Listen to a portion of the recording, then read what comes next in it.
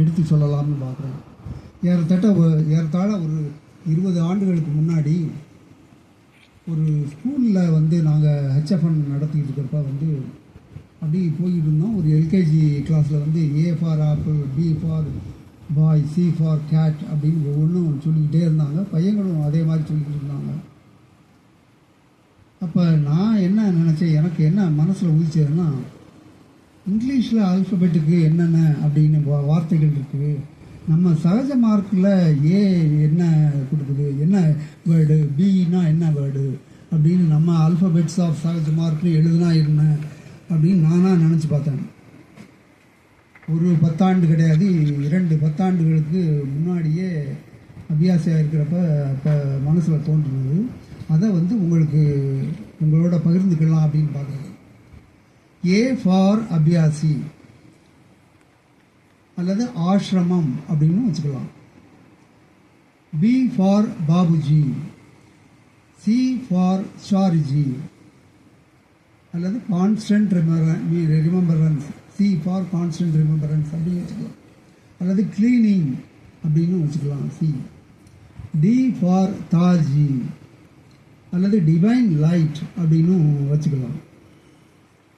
E for evolution, பரிணாம வளர்ச்சின்னு தமிழில் சொல்கிறோம் இல்லையா, இ ஃபார் எவல்யூஷன். ஈகோ அது மாதிரி வச்சுக்கலாம். எஃப் ஃபார் ஃபெய்த், உண்மை, ஃபெய்த் உண்மை இல்லை. ஜி ஃபார் குரு அல்லது கோல், உன்னுடைய கோல் என்ன அப்படின்னு கேட்குறோம் இல்லையா, அல்டிமேட் கோல் அது. அல்லது காட் அப்படின்னு வச்சுக்கலாம். அல்லது ஜி ஃபார் கிரேஸ், மாஸ்டருடைய கிரேஸ் அப்படின்னு வச்சுக்கலாம். ஹச் ஃபார் ஹார்ட்ஃபுல்னஸ், ஏற்கனவே மாஸ்டர் வந்து ஹார்ட் டு ஹார்ட் அப்படின்லாம் எழுதியிருக்கிறாங்க. ஐ ஃபார் ஐடென்டிட்டி அல்லது இன்வல்யூஷன் ஒரு வேர்டு ஆங்கில புக்கில் படித்து பார்த்தீங்கன்னா இன்வல்யூஷன் அப்படின்னு ஒன்று இருக்கும். ஜே ஃபார் ஜாய், மகிழ்ச்சி, J for joy. K for Kamlesh, L for Lalaji, L for love, அன்பு அப்படின்னு வச்சுக்கலாம். M for meditation, master, mission, method அப்படின்னு வச்சுக்கலாம். அல்லது 10 மேக்ஸிம்ஸில் வரக்கூடிய மேக்ஸிம்ஸ் வருது இல்லையா, எம் ஃபார் மேக்ஸிம்ஸ் அப்படின்னு வச்சுக்கலாம். அல்லது எம் ஃபார் மனப்பாக்கம் அப்படின்னு வச்சுக்கலாம். என் ஃபார் நேச்சர், இயற்கை, என் ஃபார் நேச்சர்.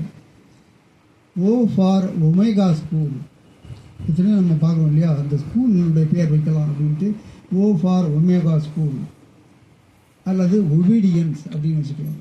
மாஸ்டருக்கு நாம் ஒபீடியண்ட்டாக இருக்கணும், கீழ்ப்படிதலாக இருக்கணும் அப்படின்னு சொல்கிறோம் இல்லையா, ஓ ஃபார் ஒபீடியன்ஸ் அல்லது ஒமேகா ஸ்கூல்.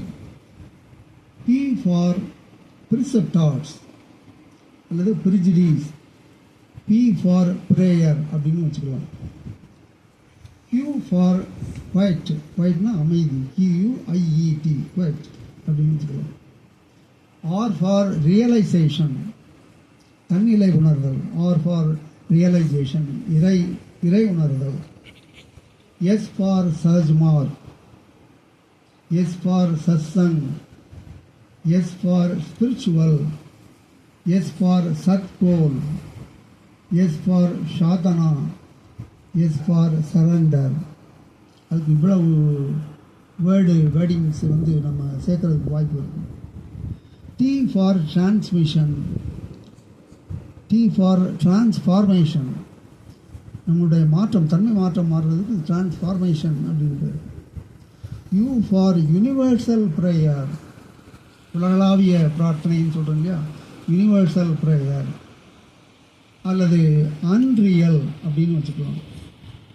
அல்லது அன்கான்ஷியஸ்னஸ், உணர்வு இல்லாத நிலை.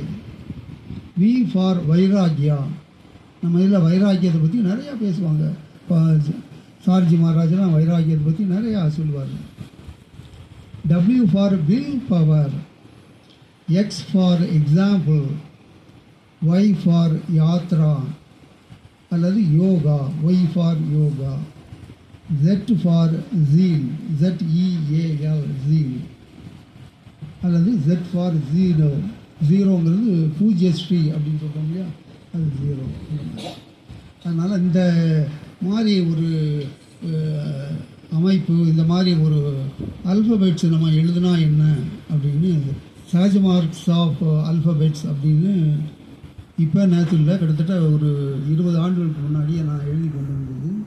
எங்கள் சத்சங்கத்தில் அங்கே எல்லாம் சொல்வேன் நான். இதை உங்களுக்கு எல்லாருக்கும் மத்தியில் பகிரலாம் அப்படின்னு. நன்றி, வணக்கம்.